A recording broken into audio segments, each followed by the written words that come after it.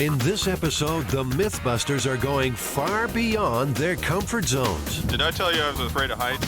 Could you survive falling 200 feet into water by throwing a hammer in first? And multiple myths for soft drinks. Does cola have miraculous power? Your side sucks. You might bust a myth from the other side if you could survive the burial. It's, I can feel it coming in. Roger that, we're gonna get you out. Who are the Mythbusters? Am I missing an eyebrow? Adam Savage. I always enjoyed seeing Adam in pain. Oh! And Jamie Heineman. Jamie wants a big boom. More than 30 years special effects experience. Feel kind of sexy. They don't just tell the myths, they put them to the test.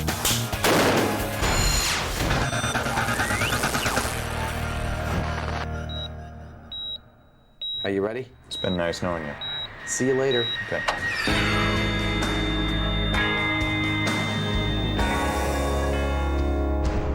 She thinks I look great in Naughty Pine. What do you think?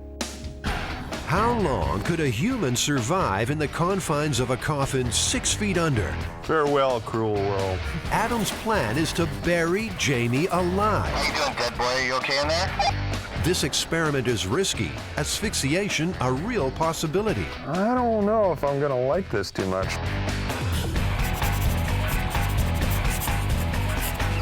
Well, we're gonna bring our science to a really old one this time, Jamie. And the idea is that someone could be mistakenly declared dead, put in a coffin, and then put into a grave and buried while still alive. Well, it seems like that'd be possible, but I don't think they'd last very long. There are multiple legends about being buried alive because apparently there have been stories about this since the ancient times. Heather Joseph Witham, resident folklorist. Social myths are her specialty. One version of the narrative is that your friend's great-great-grandma was very ill, and in fact she was lying in a coma for several days, at which point she died.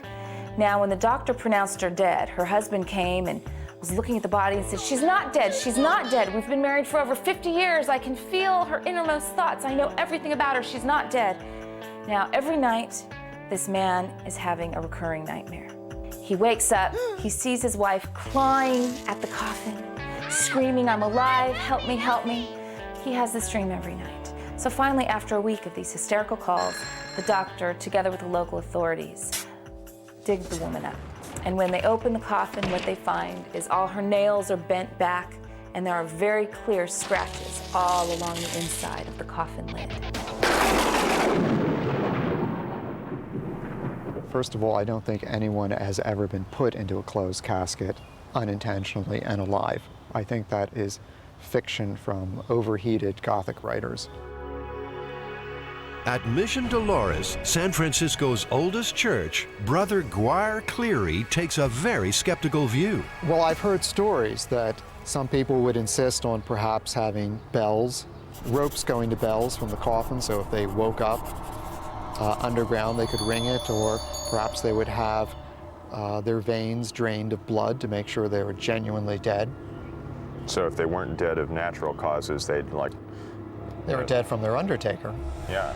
It makes you wonder also, was this a myth that was encouraged by people who produce and were selling such products? You know, the great American skill is not satisfying needs, it's creating needs.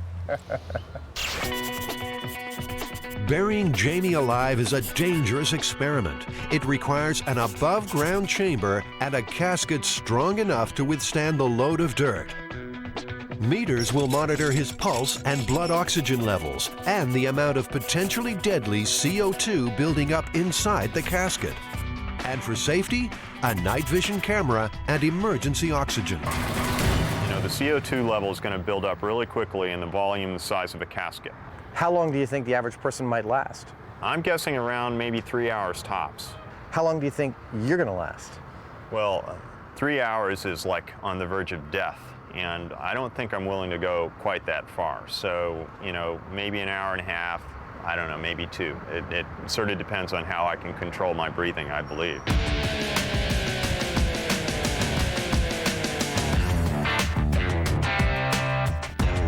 kind of like that, you know. You like the cash drawer? Yeah, keep my wallet and valuables in there.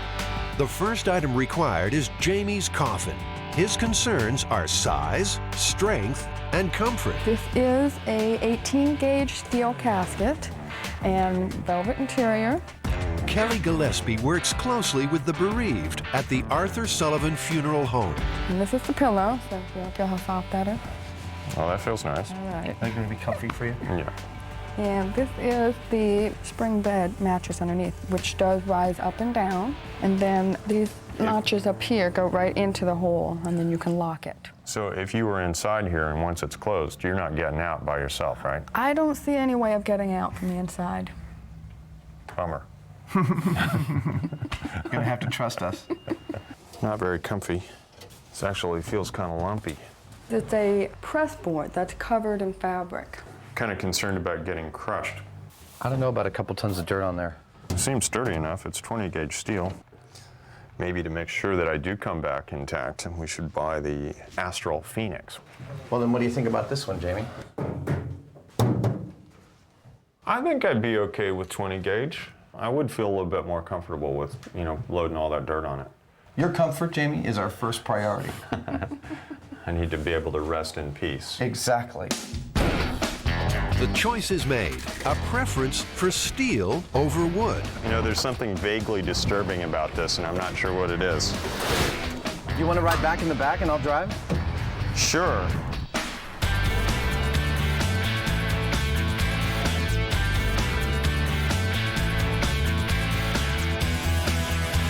This is the carbon dioxide and oxygen meter. This is the pulse oximeter. This is the night shot camera. And this is our emergency supply of oxygen. Basically, we have to get all of this in here, with Jamie included, so that all the systems are up and running. We can monitor him, we can know if he's okay, we can give him oxygen if he needs it, make sure he's going to be safe. The casket will be buried inside a chamber. It's constructed to come apart easily for quick access to Jamie in an emergency.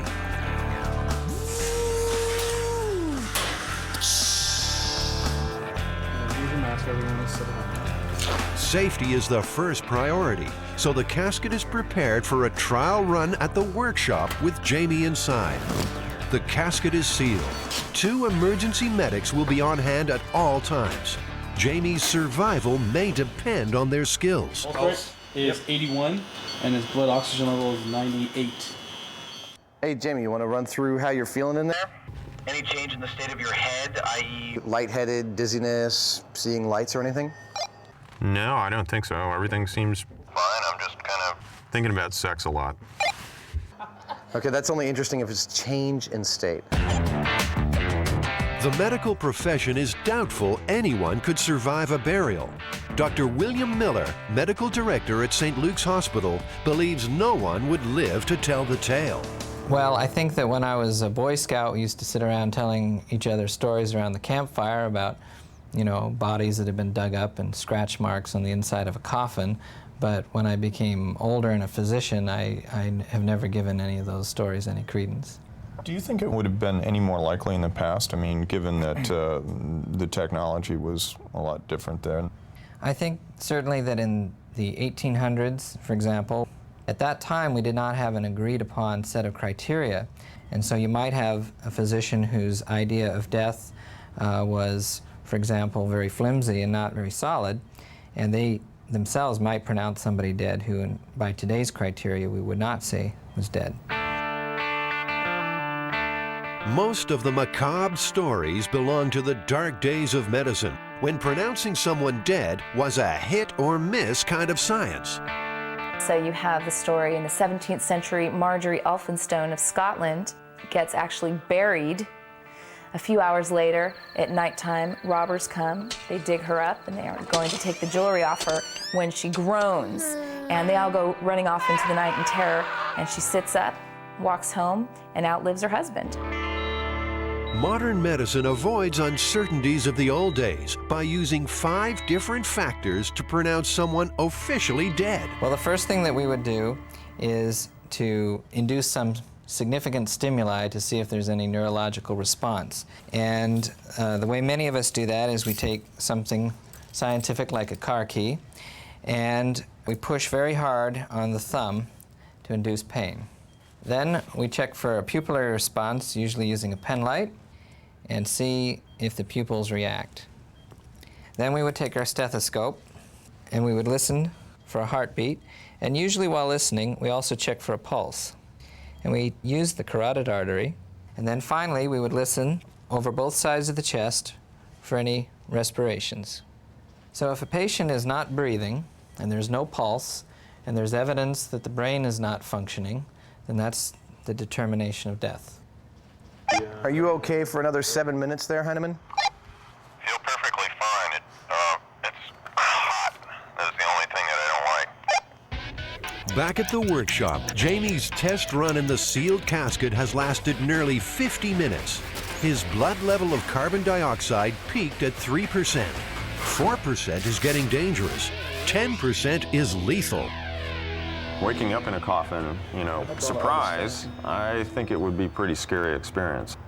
This stuff is like what gets you. You know, it's all, being in a box is one thing, but you got all the stuff that's supposed to make it real nice and pleasant, and it's actually really kind of creepy, I think. Many of these stories are relatively recent. You have a man in South Africa in 1993 who is pronounced dead after a car accident. He spends 2 days in some kind of metal casket above ground, at which point he wakes up, and unfortunately he's not very happy apparently because his fiancée won't take him back, believing that he's a zombie come back to get her. So the next step is to load this up on our forklift, lower it down into our makeshift above ground grave, fill it with earth, and monitor Jamie until he begs for mercy.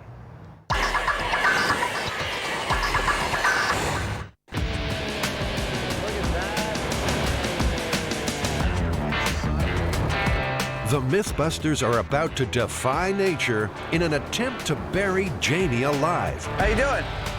Hey, what the hell are we supposed to do with all this dirt? So buried alive, huh? Buried alive. You ever heard about anyone being buried alive? Well, I've heard of him. You know, I've seen movies, but I've never really actually seen it happen. Yeah. Stop. I'm a little apprehensive at the moment. I'm hoping that the box won't collapse, but I think it'll be all right. His dry run lasted 50 minutes, but now, under real conditions, Jamie will be feeling stress, producing more CO2, reducing his survival time. Are you comfy? Ah, yes. Good deal? Yeah. Okay, so you got your walkie, you got your mic on, that's your emergency oxygen, you have your pulse oxygen meter here, camera, thermometer, humidity sensor. Are you ready, Jamie? Farewell, cruel world. Bye-bye, Heine man.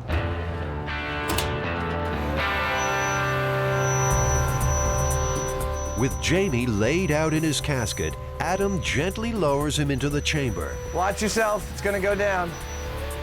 He's about to undergo a rare ordeal. He will be buried alive.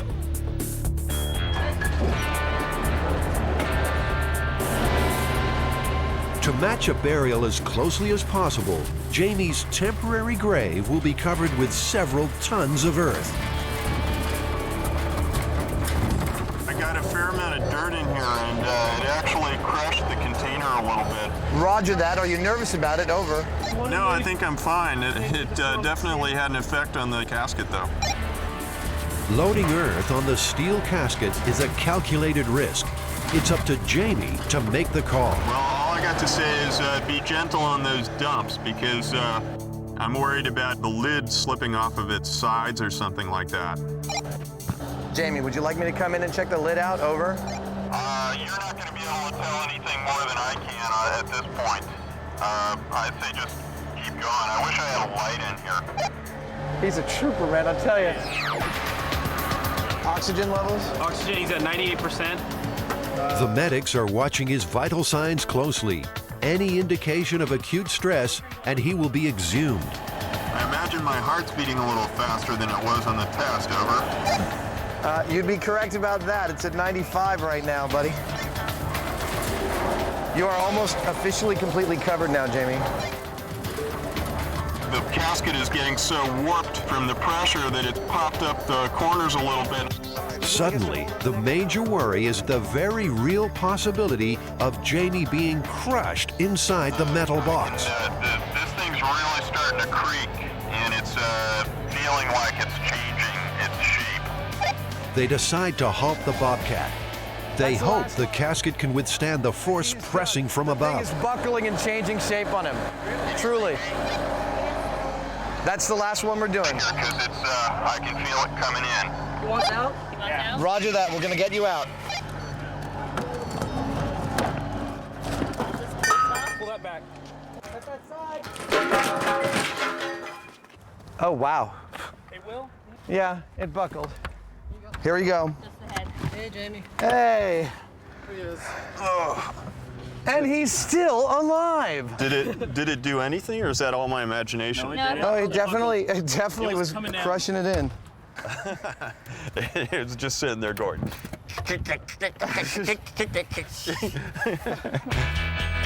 Yeah! Jamie persisted inside the casket for 30 humid minutes, breathing only the available air. I started to panic a little bit there at the end. I mean, it's pretty scary. I mean, I don't have any particular fear of enclosed spaces at all, and you know, feeling those walls starting to cave in, it really gets you going. As I'm sure my pulse rate will testify. There's where your pulse started. And at the point you asked us to get you out, you were off my chart. Your pulse was about 115. Okay. Which shows, I mean, because of your pulse, you were using up a lot more oxygen. So what are the chances of surviving 6 feet under? I think the myth is sufficiently busted. I don't think it's possible for someone to survive a couple of hours in the panic state of being buried with their coffin crushing and all of that stuff, let alone a couple of days until they're exhumed and found to be alive. That's just patently ridiculous to me. Well, there you go. Myth busted.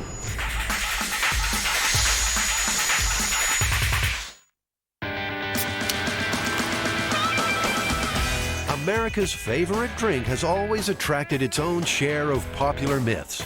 Some of them true, most of them baloney, but all of them challenges for the Mythbusters. Jamie, how many things can we do with cola? Lots. We can clean up blood. You can dissolve a T-bone steak. You can clean chrome. Clean the corroded contacts on your battery. You can free a rusted bolt. You can clean your greasy laundry. Car paint work. Dissolve a tooth. You can clean your car engine. And it also might be an effective spermicide. This should be fun. Some of these sound actually like they're pretty reasonable to me. And some of them just sound absolutely ridiculous. So it would seem. Well, let's go get some blood and steaks and chrome and rusty bolts and get started. Yeah. Okay. Will cola shift those hard-to-remove bloodstains from the Mythbusters crime scene? Lie still, I'm not gonna hurt you. I don't trust you. Well? You realize that this white line thing is all a myth. They don't actually do that.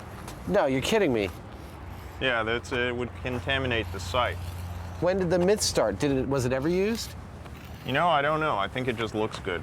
It definitely looks good. Oh, yeah! You know, every Thanksgiving, it's the cranberry sauce that makes it special.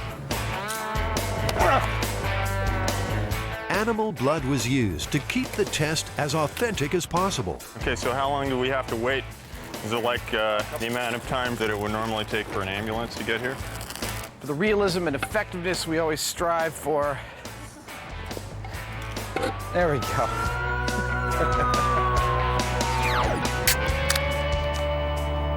After 2 hours in the California sun, only Jamie's crime scene outline gets the cola treatment. It's kind of rejuvenating the blood, isn't it? Isn't that what they advertise it to do?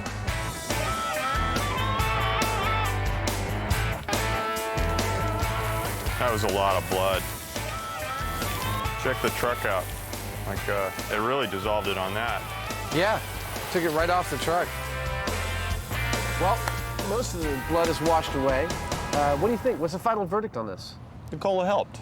Not by a whole lot, but it did help. This area is cleaner than that one, and this is the one with the cola on it.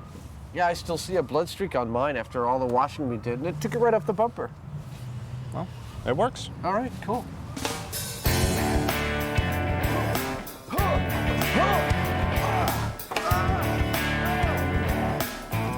No one was willing to volunteer their car for the cola cleaning and rust test, so Jamie rolled in a junker to see if it could take all that cola could throw at it. That was good. I didn't know it had brakes until you stopped. I didn't either. Sure. Will cola and aluminum foil shine the chrome on your car? We'll compare the cola against a leading brand of chrome cleaner.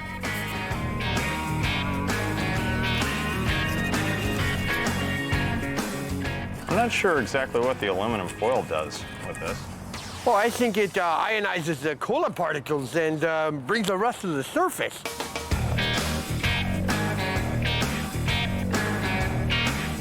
I think the cola's doing a great job.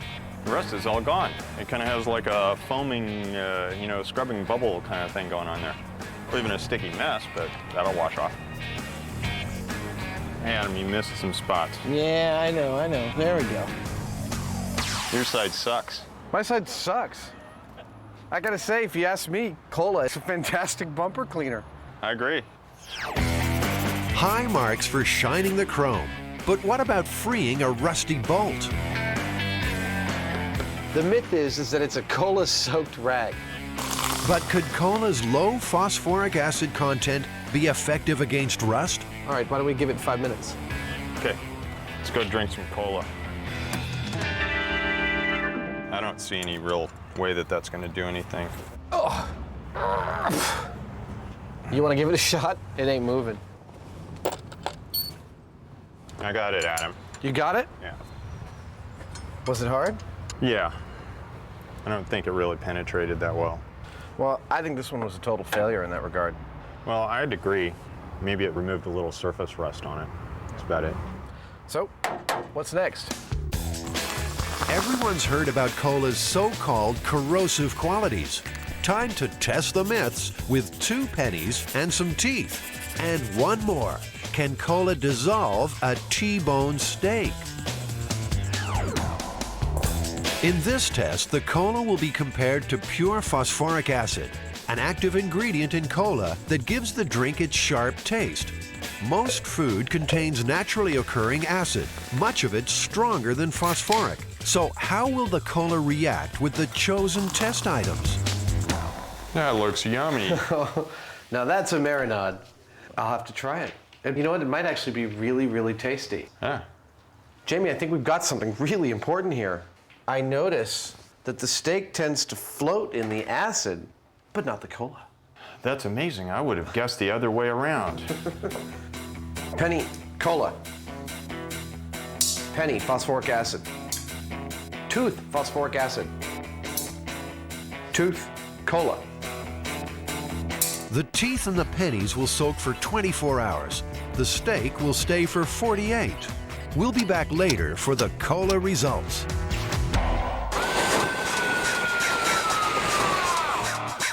Did I tell you I was afraid of heights? Busting the hammer jump myth involves G-forces, terminal velocity, surface tension, and a helpful crash test dummy named Buster. Oh, no. Poor guy.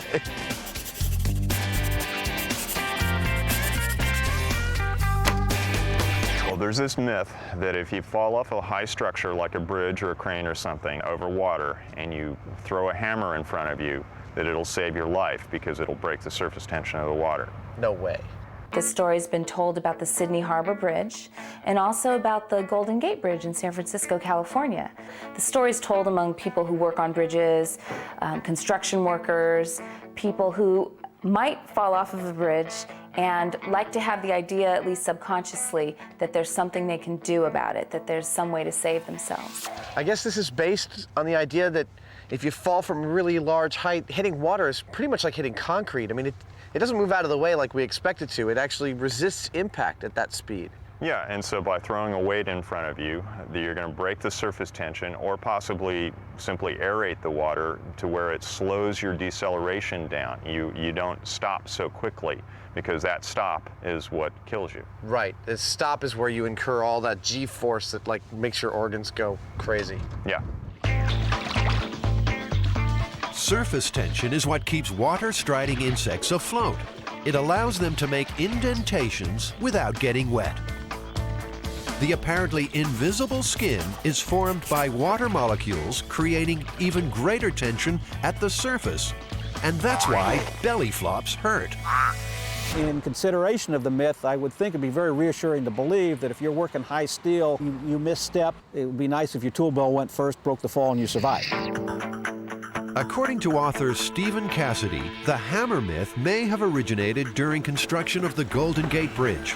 In 1937, 12 men fell when a bridge section crashed into their safety net. Only one man survived. Did his hammer break the fall? The tool belts that those guys used had, among other things, spanners and hammers, so they might have 100 pounds of tools around a tool belt. Certainly enough heavy metal at their disposal in the form of tools to equate to a hammer or many hammers. At 220 feet above water, the Golden Gate Bridge would be ideal to test the myth of a hammer breaking an accidental fall. These days, for security reasons, the massive structure is off limits. So, to bust the hammer jump myth, Jamie and Adam need a way to get some serious height. That's what the crane's for. So we'll take the dummy to the top of this crane and drop him into the water a bunch of times? That's it. Dummy's going to get to go swimming.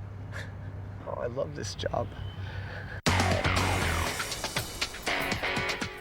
The Mythbusters are at Mare Island, the former naval shipyard just north of San Francisco, where the Pacific Fleet used to put in for maintenance.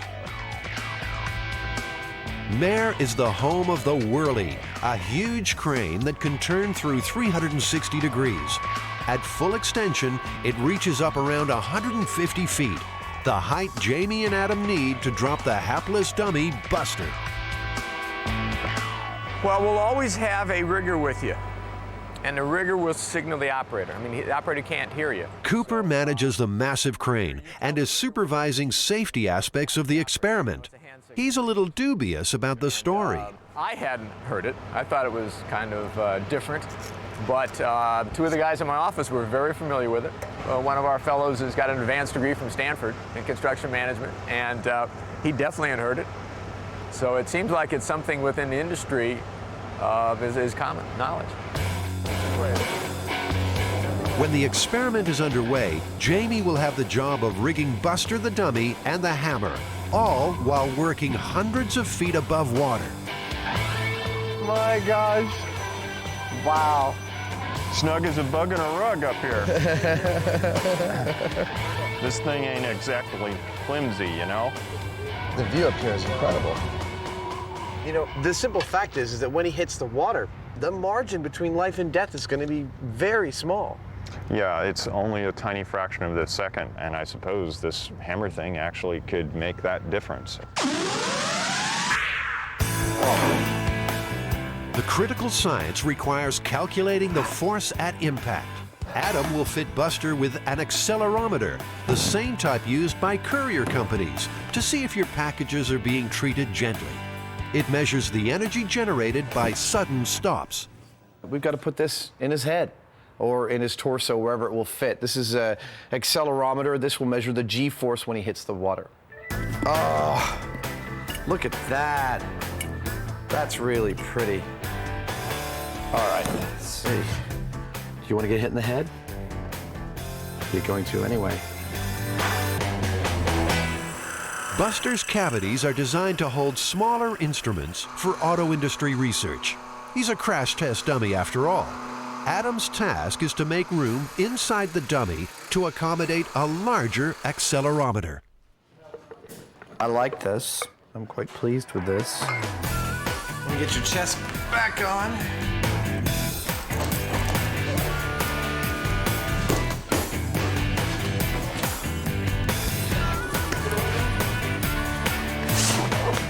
I'm sure there's a crash test dummy expert out there who's watching me do this and going, No, that's not how you do it, you idiot. Ah. Ha. Yeah. You can do better than me. Hey, this guy's almost ready to throw off the roof. Come on there, buddy. That's it. I get to drop him the next time, you know. Before dropping the dummy from towering heights, they need to test the accelerometer from a little lower down. All right, go ahead. 3, 2, 1.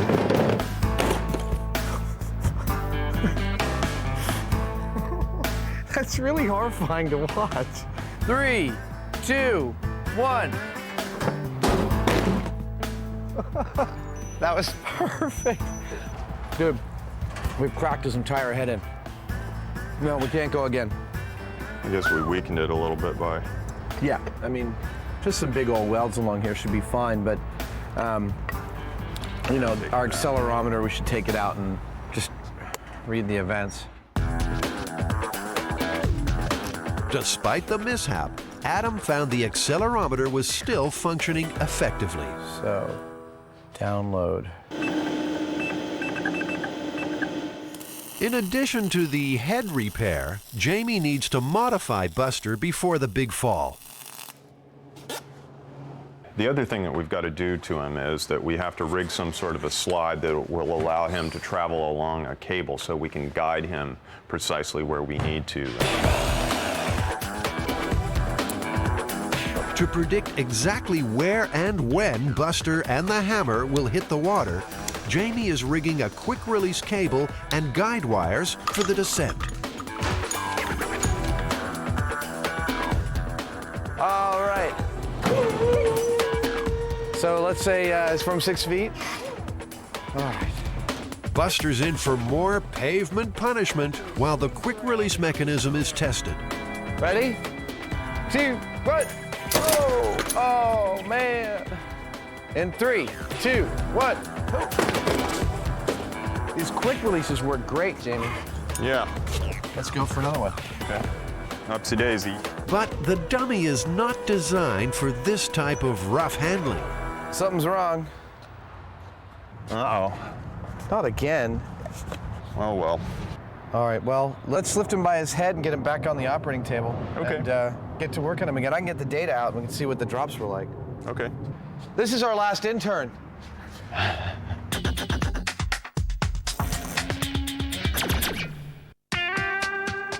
Back at the Mare Island docks, all is ready for Buster's big day out. Will his dramatic drop prove that a hammer could break a fall and save a life? I just tested all the systems of the accelerometer, and they're all a go. So it's now recording events. It's probably recorded more than a few jostles on the way out here. But we should be able to see which ones are the events we really care about, because there'll be lots of G's. With the dummy's accelerometer on board, it's time to drop. The massive crane is rolled into position. It's a strange combination of like sheer terror and delight. I'm not sure. Looking at the ground a couple 100 feet away, and I don't know, it's really cool. I think my fascination is overriding my terror. He looks good. Take him all the way up. The crane is raised to 180 feet. A guide wire will keep the dummy on target. A high-speed camera will record the moment of impact. Okay, I'm ready. 3, 2, 1, go. Oh no, poor guy. I think it was a back flop. I was looking for a belly flop, but this was a back flop. He probably experienced the full G-force that's possible from this height. Oh no, no, no.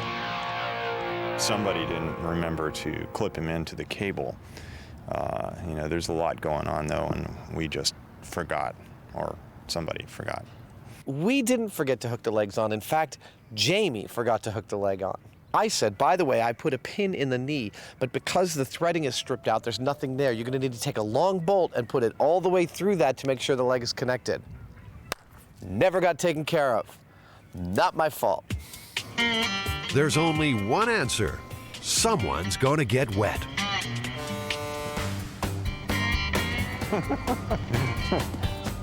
Adam will use any excuse to run around in his undies, I think. Oh, God. Probably like 5 feet down in the mud. Yeah, I had absolutely no success finding the leg. I'm really disappointed about that. I really wanted to come up holding the leg. That would have been beautiful. We would have been able to keep on going. I did a good effort, but it's gone. Despite the setback, they hope Buster's remaining limbs will survive more drops. We are all good to go. Release at your leisure. 3, 2, 1, go.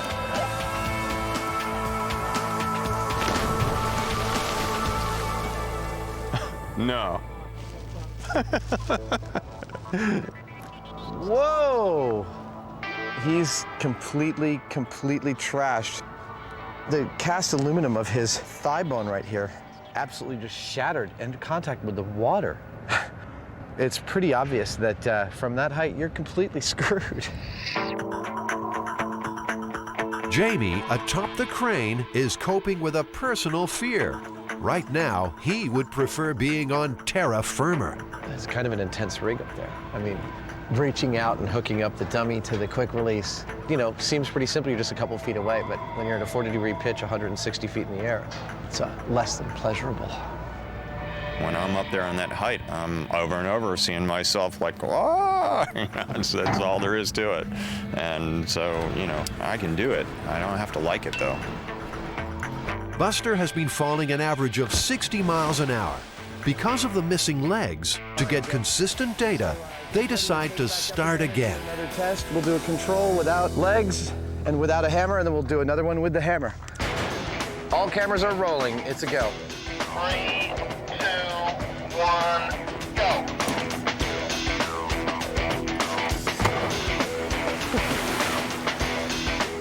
That's so radically hardcore. So hardcore, the accelerometer registered a force of 287 Gs, a devastating impact, considering an average car crash rates around 70 Gs. Time to attach the hammer. Will it break the surface tension and help prove the myth? We're ready on your count. 3, 2, 1, go.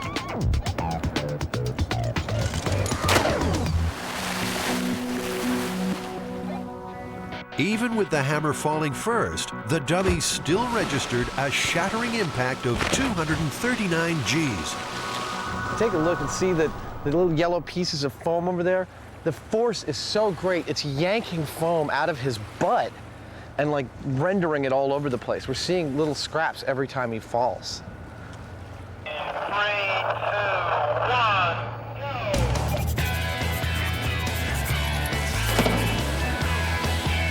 You know, if I was to crash this dummy, I think that would have hurt more than any of the other falls. Go.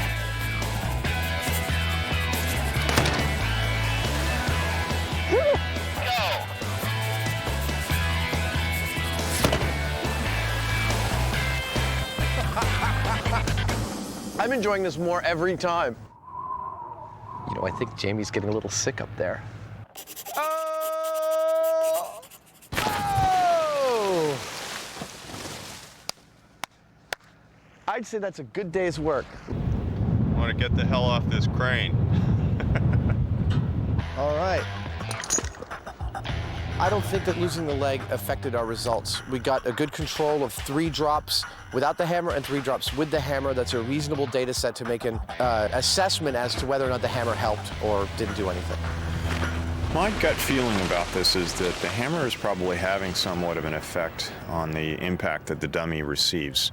I don't think it's all that much. I don't think it would save your life, personally.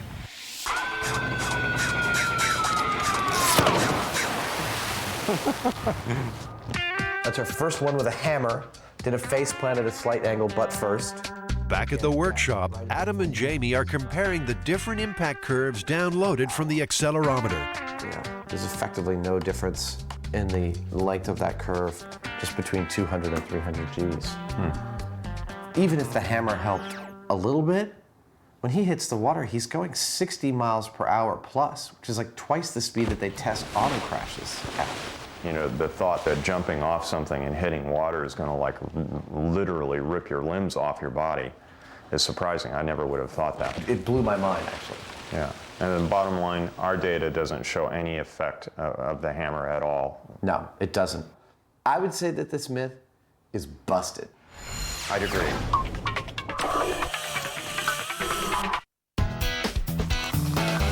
There are plenty of legends associated with cola. Some of them sound feasible. For instance, can it clean battery terminals? That is a pretty corroded battery. That is a very corroded battery. So let's try out the cola on it. Well, let's try cola on this one and baking soda and toothbrush on that one. Cheers.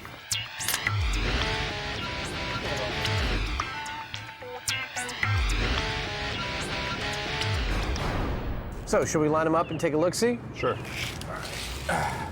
Personally, I don't really see any major difference between them. Yeah, but the cola actually does work. Let me see something here. I'm gonna actually just try straight water on this one. See, given what the water does, it might just be that the cola is simply a liquid. Yeah. Not that it has any special properties, because the water without anything just cleaned up that terminal pretty fine. That's true. Is cola the great grease stain remover? So I kind of figured before we clean the engine, I should sort of like get it. If there's an easier way to dirty a pair of coveralls, this is not it. Wow. I must say it's kind of exciting. Oh, there we go. It's only gonna hurt a little bit. There you go. So, one sample in cola and the other in a leading brand of detergent. Both left to soak for 4 days. So, well, we've rinsed these, and I don't know, for my money, the unagitated laundry detergent didn't really do squat. Cola turned the material brown, but it didn't do anything at all to the grease. So, strike another one off the list. Okay. A real cola cleaning challenge. An old greasy engine. So we're the cola on the left side, right? Yeah. There you go.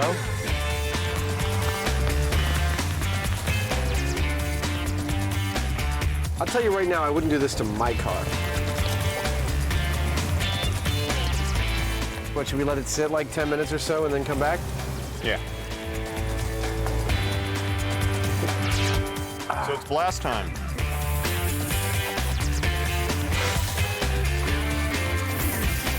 What do you reckon, myth or not? It cleaned off a lot of the dirt, but the grease was all still there, same as the cola as the water. Yeah, I think it removes a little bit of corrosion here and there on the aluminum or certain metals, but not a whole lot. So I'd say that as an engine degreaser, it's busted. Yeah. No way. Will spilled cola damage car paint if it's not cleaned off in 24 hours?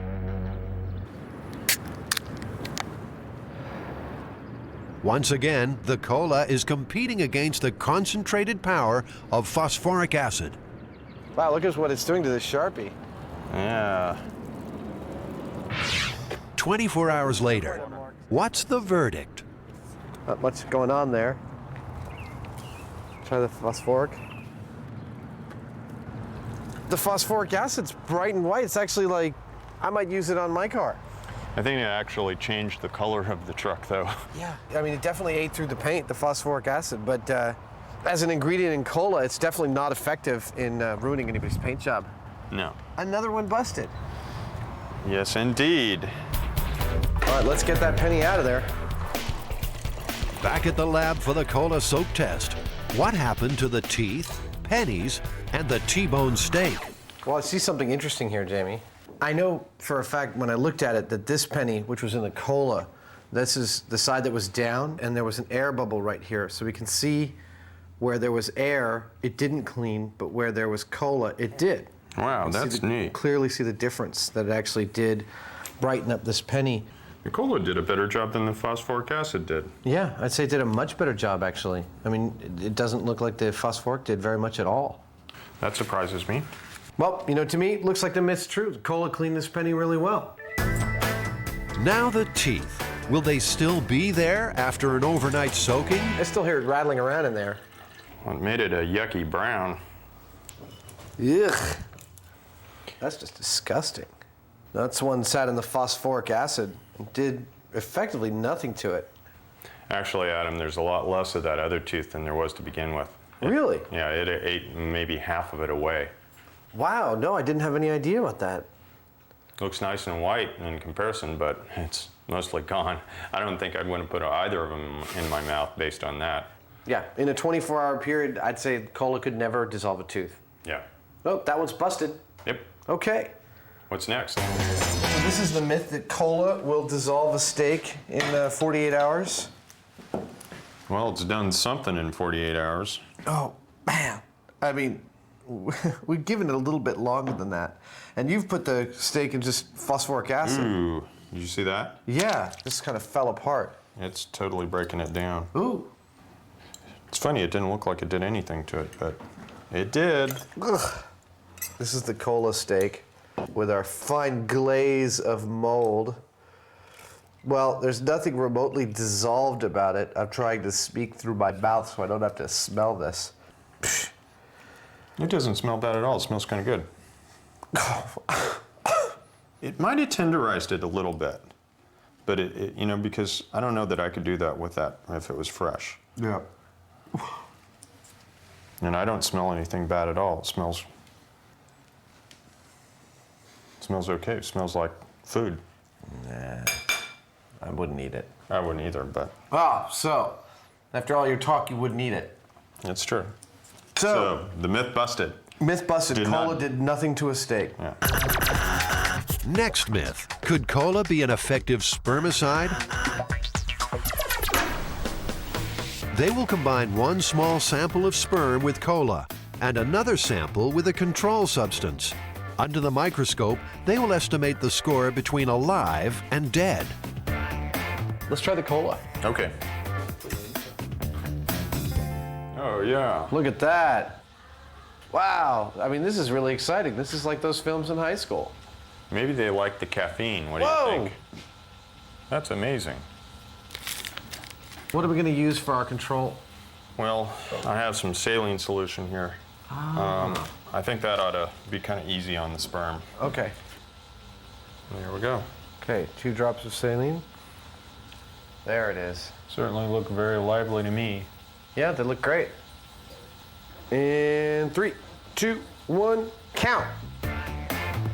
For 60 seconds, Jamie will count live sperm in the saline. And stop, we're done. How many live ones did you see? 53. 53 live ones in a minute. Okay. And go. And now a 60-second cola count.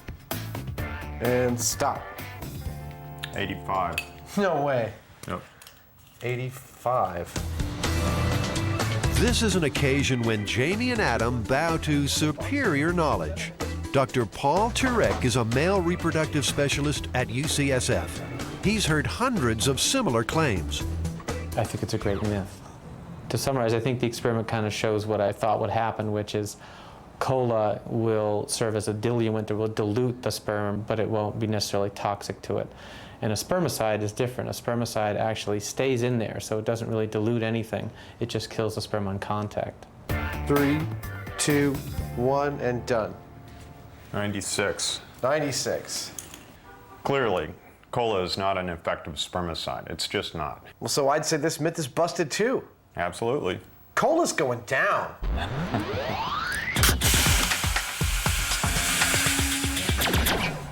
So, Jamie, we've been testing cola for a week. What did we end up with? Not a hell of a lot. Well, the only thing that it really did well was it did a great job of cleaning crumb. I agree. That's the best thing it did of anything. Yeah. Otherwise, it kind of sort of cleans up blood. It cleaned up a penny kind of okay, but nothing really spectacular. The cleaning crumb was great. And that's it. I mean, none of these others were really effective in any way. No.